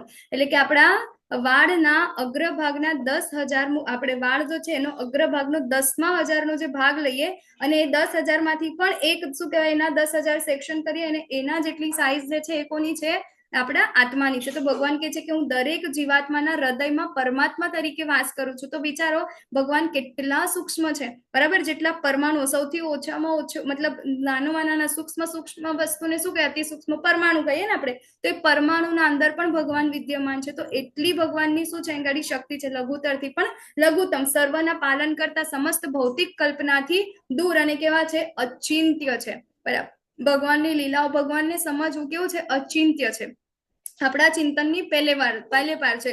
આપણે તો ભૌતિક દ્રષ્ટિથી અહીંયા આગળથી આપણે તો શું કહેવાય 2 મીટર 4 મીટર જેટલું જ જોઈ શકીએ ને, એનાથી વધારે આગળ તો આપણે મતલબ ભૌતિક જગતમાં નથી જોઈ શક્યા. તો આ તો ભગવાન છે કે જે શું કહે સમસ્ત આખું જે બ્રહ્માંડ જે છે એનો ઉદ્ભવ સ્થાન ત્યાં આગળ ભગવાનનું છે. અને આપણે જોઈએ ક્યારેક આપણને એવું થાય કે ભાઈ સૂર્ય શું કહેવાય કોઈક દિવસ એની સપાટીમાંથી દૂર ખસી ગયો, કે ચંદ્ર અને સૂર્ય બંને જણ અથડાઈ ગયા, બરાબર, કે પૃથ્વી થોડીક આમ થઈ ગઈ, એવું બધું આપણને ક્યારેક લાગે? એવું થયું છે ક્યારેક? કોઈ દિવસ નથી થયું. કેમ? કારણ કે આ બધી જ વસ્તુ, જેટલી પણ વસ્તુ જે છે બધું જ ભગવાનના ઉપર આધારિત છે. તો આપણે આ વસ્તુ મતલબ આપણે વિચારી પણ નથી શકતા. આપણે તો હજી સૌર મંડળના અંદર પણ આપણે તો શું કહેવાય ચંદ્ર સુધી ને મંગળ ઉપર આપણે ખાલી એ વસ્તુને મોકલી શક્યા છે, હજુ આપણે ત્યાં સુધી પણ નથી પહોંચી શક્યા. તો વિચારો કે ભગવાનને અહીંયા આગળ કહે છે કે અચિંત્ય, ભગવાનની શક્તિ જે છે કેવી છે? અચિંત્ય છે. ભગવાન કેવા છે? અચિંત્ય છે. આપણા સમજની બહારની વસ્તુ છે, બરાબર? એટલા માટે આપણે શું કરવું જોઈએ? આપણા શાસ્ત્રો જે છે ને, બરાબર, આપણા આચાર્યો આપણને કહે છે ને, એ બધું આપણે આંખ બંધ કરીને સાચું માની લેવું જોઈએ, બરાબર? કેમ? કારણ કે આ બધી વસ્તુ કેવી છે? આપણા સમજની પહેલે પારની છે, બરાબર? કેવી છે? અચિંત્ય છે. સૂર્ય સમાન તેજસ્વી છે અને આ ભૌતિક પ્રકૃતિથી પરે છે.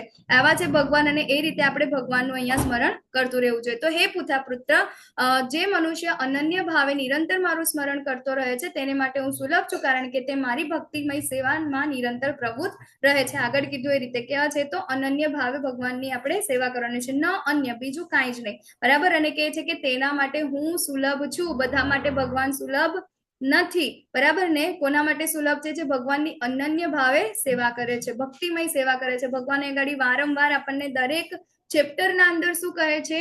કે તારે મારું જ સ્મરણ કરવાનું છે, મારું ચિંતન કરવાનું છે. અને આપણે એના માટે સુલભ વસ્તુ શું છે? એ છે ભક્તિ, બરાબર? ભક્તિ એ બહુ ઈઝી વસ્તુ છે. કૃષ્ણ ભાવનાયુક્ત કર્મ આપણે જે કરીએ છીએ એ બહુ ઈઝી છે, બરાબર? બીજા બધા યોગ કરતા તો અહીંયા ગાડી એનાથી આપણે ઈઝી રીતે આપણે ભગવાનને પ્રાપ્ત કરી શકીએ છીએ. તો ભૌતિક વિશ્વ અને આધ્યાત્મિક વિશ્વ વચ્ચે શું તફાવત છે? આપણે કહીએ કે આપણે ક્યાં જવું છે? આપણે આધ્યાત્મિક વિશ્વ એટલે કે આપણે ભગવત ધામને પ્રાપ્ત કરવું છે, ગોલોક વૃંદાવન ધામને પ્રાપ્ત કરવું છે, આપણો અલ્ટિમેટ લક્ષ્ય છે, બરાબર? તો એ ગોલોક વૃંદાવન ધામ કેવું છે? તો ભગવાન અહીંયા ગાડી એનું વર્ણન કરે છે કે મને પ્રાપ્ત કર્યા પછી મહાત્મા જનો કે જેઓ ભક્તિ યોગી છે તેઓ દુઃખમય એવા આ ક્ષણ ભંગુર જગતમાં કદાપી પાછા આવતા નથી, કારણ કે તેમને પરમ સિદ્ધિ પ્રાપ્ત થઈ છે. ભગવાન અહીંયા ગાડી આ ભૌતિક જગતને શું કહી રહ્યા છે? દુઃખાલયમ અશાશ્વતમ, બરાબર? કેવું છે? આ દુઃખાલય છે અને કેવું છે? અશાશ્વત, એટલે કે ક્ષણભંગુર છે, બરાબર? આપણે અહીંયા શબ્દ સમાન જોઈએ કે દુઃખાલય, કે જેના આલય, બરાબર? બીજા બધા કયા કયા શબ્દ હોય કે જેના અંદર ભોજનાલય, બરાબર? તો એના અંદર શું મળે આપણને? ભોજન મળે. પુસ્તકાલય, એના અંદર શું મળે આપણને? પુસ્તકો મળે, બરાબર? હિમાલય, એના અંદર શું મળે આપણને? ઠંડી મળે, બરફ મળે, બરાબર ને? તો એવી જ રીતે અહીં આગળ છે દુઃખાલય. તમે બીજા બધા પણ શબ્દો તમારી રીતે તમે વિચારી શકો છો, બરાબર, કે આલય વાળા જે હોય તો એના અંદર જે તે વસ્તુ હોય ત્યાં મળી શકે.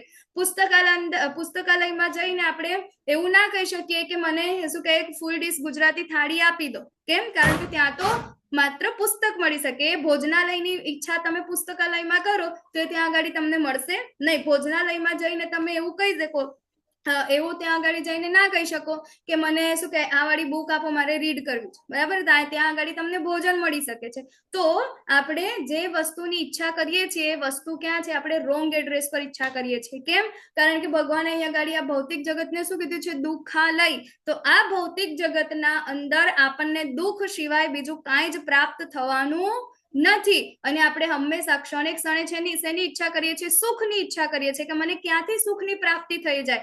આ ભોજન લઈશ, આ વ્યંજન લઈશ તો મને સુખ પ્રાપ્ત થશે, આટલું હું ભેગું કરી લઈશ તો મને સુખ પ્રાપ્ત થશે, મને મારા બાળકોમાં સુખ પ્રાપ્ત થશે, મારા પરિવારમાં મને સુખ પ્રાપ્ત થશે. આપણે આ સુખની પ્રાપ્તિ માટે કેટલું ગધેડાની જેમ આપણે કેટલા બધા કાર્યો કરી રહ્યા છીએ. પરંતુ ભગવાન અહીંયા આગળ કહે છે કે આ ભૌતિક જગત છે કેવું છે? દુઃખાલય છે. ત્યાં આગળ જઈને આપણે મતલબ કે રોંગ એડ્રેસ જ રોંગ છે આપણો, બરાબર ને. આ એડ્રેસ ઉપર જઈને આપણે સુખની ઈચ્છા રાખી શકીએ છીએ. જેમ કે પુસ્તકાલયમાં જઈને આપણે ભોજનની ઈચ્છા રાખીએ છીએ, એવી જ રીતે આ દુઃખાલયના અંદર આવીને આપણે સુખની ઈચ્છા રાખીએ છીએ, બરાબર. આ દુઃખાલયના અંદર આપણને થોડું અનુભવ થાય ને કે આ મને મતલબ મારી લાઈફ બહુ સારી છે, બહુ ખુશ છું, બહુ ખુશ છું. તો જે સુખ જે છે ને એ બે દુઃખ વચ્ચેનો નાનો આમ તો એકદમ પાતળી દોરી જેવો એ સમયગાળો છે, જેને આપણે શું સમજીએ છીએ? સુખ છે. અને એ જયારે પૂરું થાય છે એટલે પછી આપણે આખી લાઈફ શું કરીએ છીએ? એ જ દોરી જેવા સમયગાળાને આપણે પ્રાપ્ત કરવાની ઈચ્છા રાખીએ છીએ. શેના અંદર? આ દુઃખાલયના અંદર, બરાબર ને. તો અહીંયા આગળ ભગવાને આપણા જે આ ભૌતિક જગત છે ને શેના સાથે સરખાવ્યું છે? દુઃખાલયમ અશાશ્વતમ, ક્ષણભંગુર છે, બરાબર. ક્ષણભંગુર કેમ કીધું છે? તો આપણે પેલા દિવસે ચોથા અધ્યાયના અંદર ગણના આપણે કરી હતી કાળની, બરાબર ને. તો કેવું છે? તો બ્રહ્માજીનો એક દિવસ, બરાબર, બ્રહ્માજીનું એક આયુષ્ય છે, ભગવાનનું તો માત્ર કેવું છે? એક દિવસ એટલે એક શ્વાસ બહાર કાઢે છે, એક લે છે એટલે બ્રહ્માજીનું આયુષ્ય પૂરું, પાછા બધા અંદર જતા રહે, બરાબર. તો આ બ્રહ્માંડ જે છે વારંવાર શું થાય છે? એનું સર્જન થાય છે અને પાછું પ્રલય થાય છે, બરાબર ને. તો બ્રહ્માજી તો આપણા જે જન્મ, આપણું જે આયુષ્ય છે એ આયુષ્યની સાપેક્ષમાં આપણે બ્રહ્માજીનું આયુષ્ય જોઈએ તો વિચારો કે એક બ્રહ્માના જીવનના અંદર આપણા તો એવા કેટલા બધા કરોડો જન્મ થઈ ગયા ને, બરાબર ને. તો આ જીવન જે કેવું છે? ક્ષણભંગુર છે, બરાબર. પડે એ ચેન્જ થયા કરે છે, બરાબર. તો ઉત્પત્તિ થાય છે, પ્રલય થાય છે, ઉત્પત્તિ થાય છે, પ્રલય થાય છે, અને ત્યાં ને ત્યાં આપણે રહી જઈએ છીએ, બરાબર. તો હવે શું કરવાનું છે? ભગવાન કહે છે કે આ ભૌતિક જગતમાં સર્વોચ્ચ લોકથી માંડીને નિમ્નતમ સુધીના બધા જ દુઃખોના સ્થાન છે. એને કહે છે કે આ બ્રહ્મ ભુવના લોકા પુનરાવર્તિનો અર્જુન, એને કે જ્યાં પછી કે છે કે જ્યાં વારંવાર જન્મ તથા મરણ થયા કરે છે, પરંતુ ભગવાન અહીંયા આગળ સોલ્યુશન પણ આપે છે કે હા, આ દુઃખાલય છે બધા જ ઉપરથી લઈને નીચેના સુધીના, એટલે કે બ્રહ્મલોકથી માંડીને નીચેના આપણા શું કહેવાય જેટલા પણ નીચેના લોક છે, બરાબર, આતાલ પતાલ સુતલ સુધીના જેટલા બી જે છે ત્યાં સુધી એ બધા કેવા છે? દુઃખોના સ્થાન છે, કે જ્યાં આગળ વારંવાર જન્મ અને મરણ થયા કરે છે. પરંતુ ભગવાન સોલ્યુશન આપે છે કે હે કુંતી પુત્ર, જે મનુષ્ય મારા ધામને પામે છે તે કદાપી પુનર્જન્મ પામતો નથી, બરાબર. તો આપણે જે કાંઈ પણ કર્મ કરીએ છીએ અને એની સાથે ભૌતિક પ્રકૃતિના અંદરમાં રહીને આપણે જેટલા પણ કર્મ કરીએ છીએ ઇન્દ્રિય તૃપ્તિ માટે, તો આપણે શું કરીએ છીએ? આ ભૌતિક જગતના અંદર જ ફરીથી આપણા જન્મ મૃત્યુ થયા કરે છે. પરંતુ ભગવાનના ભગવત ધામના અંદર એવું નથી, ત્યાં આગળ પુનર્જન્મ છે જ નહીં. ત્યાં આગળ માત્ર ને માત્ર શું છે? ભગવાને આ ભૌતિક જગત છે કેવું છે? દુઃખાલય છે, જ્યારે ત્યાં આગળ કેવું છે? તો સુખાલય છે, બરાબર ને. કેવું છે? મતલબ આ તો ભગવાને નથી કીધું, પણ ત્યાં આગળ આપણે જોઈએ ને ત્યાં એટલું સરસ છે. ત્યાં આગળ બધી જ મતલબ ચિંતામણી સાથે સરખાવ્યું છે. ત્યાં આગળ આપણી ઇન્દ્રિયો અતૃપ્ત છે જ નહીં, હંમેશા તૃપ્ત જ રહે છે. ત્યાં આગળ ખાલી ને ખાલી માત્ર આપણો સ્વભાવ શું છે? ભગવાનની સેવા કરવાનો, તો એ ત્યાં આગળ બસ માત્ર ને માત્ર સેવા જ કરે છે. બધું જ આપણને ગમે, બધું. ત્યાં આગળ દુઃખ જેવું કોઈ વસ્તુ જ નથી, બરાબર. તો ભગવાન કહે છે કે એ મારા ધામને પામે છે. ક્યારે? કે જ્યારે આપણે ભગવાનને શું કહેવાય છેલ્લે આપણે યાદ કરીએ છીએ ત્યારે, બરાબર. તો અહીંયા આગળ આપણે જોયું કે જે બ્રહ્માજીનો એક દિવસ છે, બરાબર, એની સાપેક્ષના અંદર આપણું જે જીવન જે છે, બરાબર, તો વ્યક્ત અને અવ્યક્ત દશાના અંદર આપણે આવીએ છીએ અને વારંવાર જે આ બ્રહ્માંડ જે છે એનું પ્રલય અને જે સર્જન જે છે થયા કરે છે, એવી જ રીતે આપણે પણ શું કરીએ છીએ, જન્મ મૃત્યુ થયા કરે છે. હવે અહીંયા આગળ ભગવાન એમના ધામ વિશે કહે છે. શું કહે છે કે આ સિવાય એક અન્ય અવ્યક્ત પ્રકૃતિ પણ છે, બરાબર. જે આ બ્રહ્માંડ જે છે, બ્રહ્માંડનું સર્જન કોને કર્યું? બ્રહ્માજીએ, બરાબર. તો બ્રહ્માજીનું પણ મૃત્યુ થાય છે, તો હવે પછી આ બ્રહ્માંડ જે ભૌતિક જગત છે એનું નહીં થશે, બરાબર. તો કે છે કે એક અન્ય અવ્યક્ત પ્રકૃતિ છે. એક જ મિનિટ.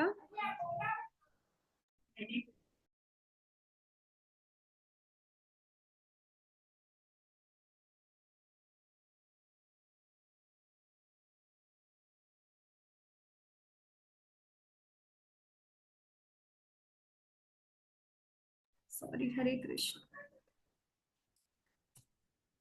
તો આ સિવાય એક અન્ય અવ્યક્ત પ્રકૃતિ છે જે શાશ્વત છે અને આ વ્યક્ત તથા અવ્યક્ત પદાર્થથી પરે છે, બરાબર. તો બ્રહ્માજીનું જે બ્રહ્માંડ જે છે એ શું થાય છે? સર્જન થાય છે, પ્રલય થાય છે, પરંતુ એનાથી ઉપર ભગવાનનું એક ધામ છે. કેવું છે? શાશ્વત છે, એનું ક્યારેય નાશ નથી થતો, બરાબર. વ્યક્ત તથા અવ્યક્ત પદાર્થથી પરે છે, બરાબર. અહીંયા આગળ આપણે એક સિક્કાના બે પહેલું છે ને, સુખ હોય ત્યાં દુઃખ હોય, ત્યાં આગળ એવું કઈ છે જ નહીં. ત્યાં આગળ કોઈ એવા વિરુદ્ધાર્થી શબ્દ જેવું છે જ નહીં. ત્યાં આગળ સફેદ એટલે સફેદ જ, એની સામે કોઈ બ્લેક ના આવે, બરાબર. ત્યાં આગળ એવું છે. એટલે કેવું છે? વ્યક્ત અવ્યક્ત પદાર્થથી પરે છે, સર્વોપરી અને કદાપી નષ્ટ ન થનારી. જ્યારે આ જગતમાંનું બધું જ નાશ પામે છે ત્યારે પણ તે ભાગ તેમનો તેમ જ રહે છે. એટલે કે ભગવાનનું જે ભૌતિક જગત જે છે, ભગવાનનું જે ભગવત ધામ જે છે, ત્યાં આગળ કોઈ ફરક પડતો નથી, બરાબર. આ બધું શું ક્યાં આગળ થાય છે? માત્ર ભૌતિક જગતના અંદર થાય છે. જ્યારે ભગવાનનું ભગવત ધામ છે એવું ને એવું છે,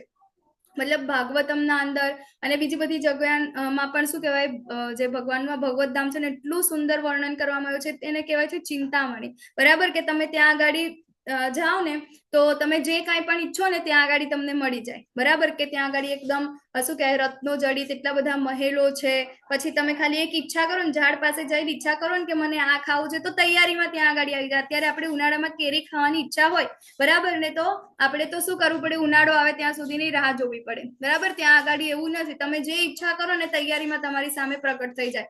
ભગવાન એટલા સુંદર છે ત્યાં આગળ, મતલબ કે દ્વિભુજ મુરલી મનોહર શ્યામ સુંદર જે ભગવાન જે છે, એટલું સુંદર એમનું રૂપ જે છે, કરોડો કામદેવ પણ એમને જોઈને મૂર્છિત થઈ જાય છે. એવા ભગવાન ત્યાં આગળ રોજ લીલાઓ કરે છે, બરાબર. ભગવાન બધાની સાથે આદાન પ્રદાન કરે છે, પ્રેમનું આસ્વાદન કરે છે.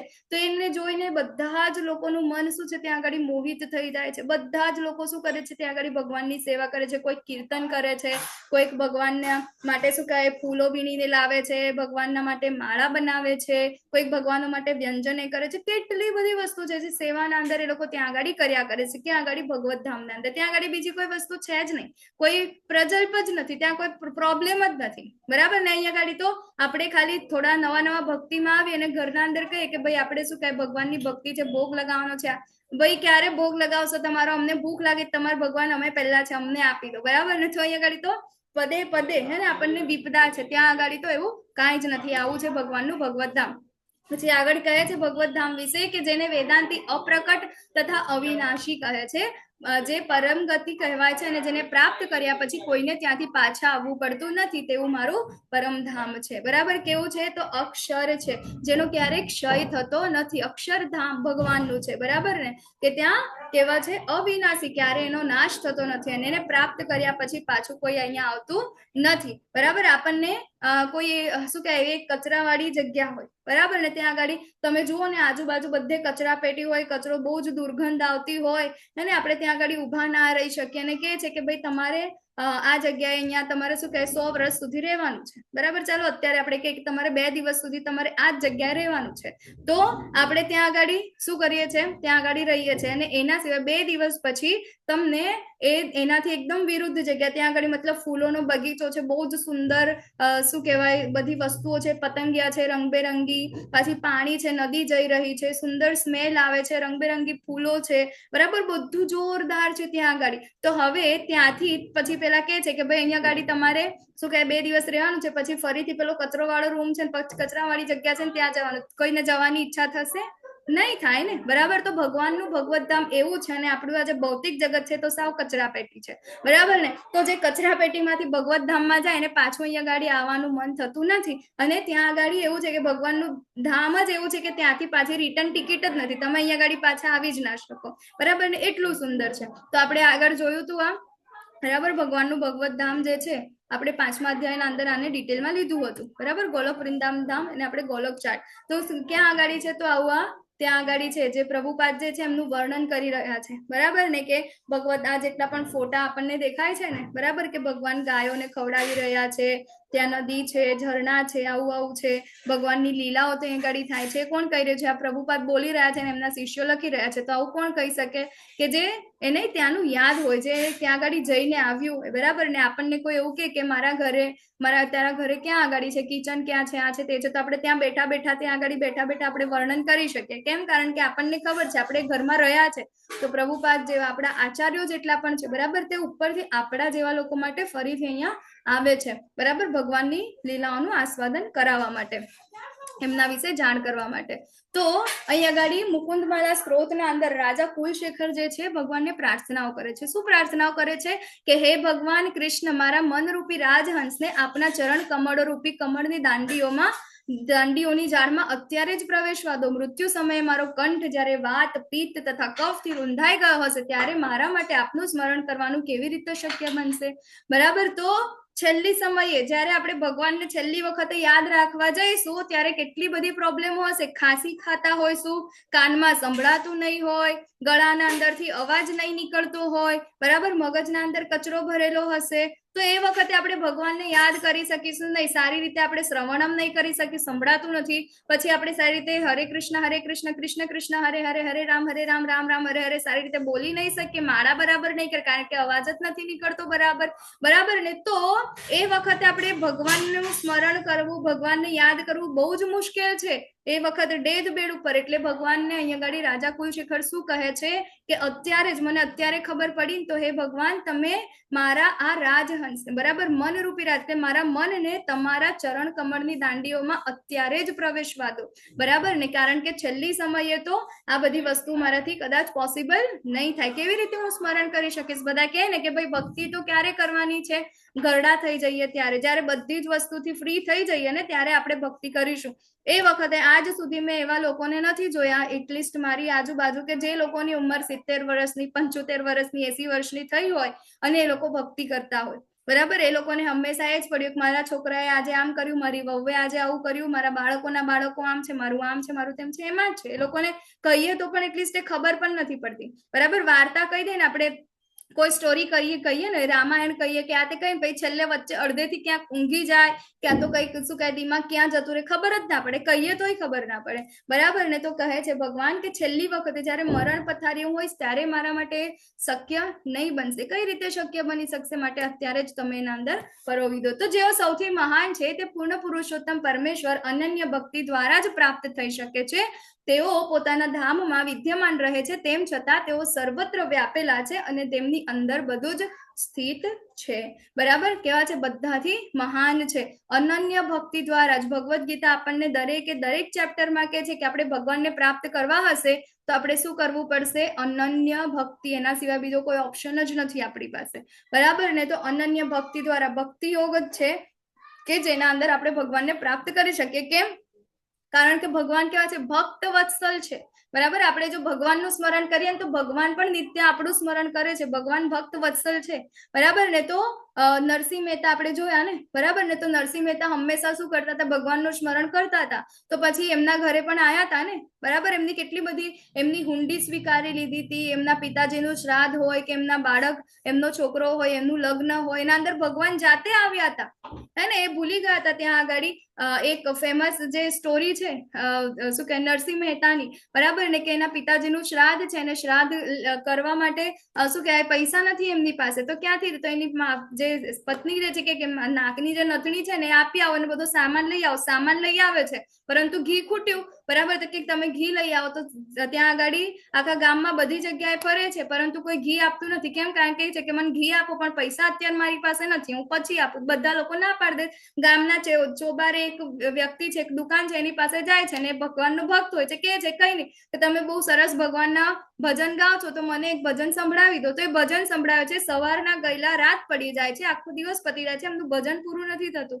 અચાનક યાદ આવે છે કે મારે તો શ્રાદ્ધ હતું, ઘી લઈને જવાનું છે. ઘરે જાય છે અને ઘરે જઈને કે છે કે ભાઈ શું કહેવાય, પત્ની આજે તો બરાબર બોલ છે. ત્યારે એની પત્ની બધું જ કે છે કે તમે તો શું કહેવાય શ્રાદ્ધ માટે તો હો આખું ગામ આપણા ઘેર આવ્યું હતું, સોનાના વાસણોમાં અંદર એ લોકો જમીને ગયા, જાતે માતા લક્ષ્મી જે છે પોતે એ લોકો એમને રસોઈ બનાવી, બરાબર. એ લોકો કોના રૂપ ધારણ કરીને આવ્યા હતા? નરસિંહ મહેતાનું રૂપ ધારણ કરીને આવ્યા હતા, બરાબર ને. તો એની પત્નીને તો એવું લાગે કે આ નરસિંહ મહેતા આવ્યા છે, આ બધું લઈને એટલા બધા વ્યંજનો બનાવે છે, એટલા સ્વાદિષ્ટ.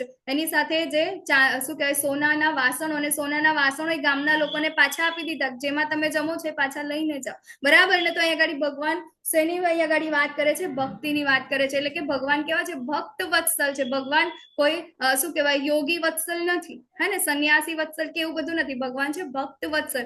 માત્ર ને માત્ર ભગવાનને ભક્તિ દ્વારા જ પ્રાપ્ત કરી શકાય છે, બરાબર. અને શું કે છે કે એ જ રીતે આપણે તેમના ધામના અંદર જઈ શકીએ છીએ. તો તમને ખાતરી છે કે આ વિશ્વ દુખાલય છે કે સુખાલય છે? કોઈના માટે અહીંયા આગળ સુખાલય કે જેને સુખ મળ્યું હોય છે? કોઈ આના અંદરથી કે જેને આ દુખાલયના અંદર સુખ મળ્યું હોય? હરે કૃષ્ણ. દુખાલય છે, દુખાલય છે, બરાબર. તમે લોકો અત્યારે ના બોલી શકો, તમે ચેટબોક્સમાં પણ જવાબ આપી શકો છો, બરાબર. તો આ વિશ્વ કેવું છે? દુખાલય છે, સુખાલય નથી.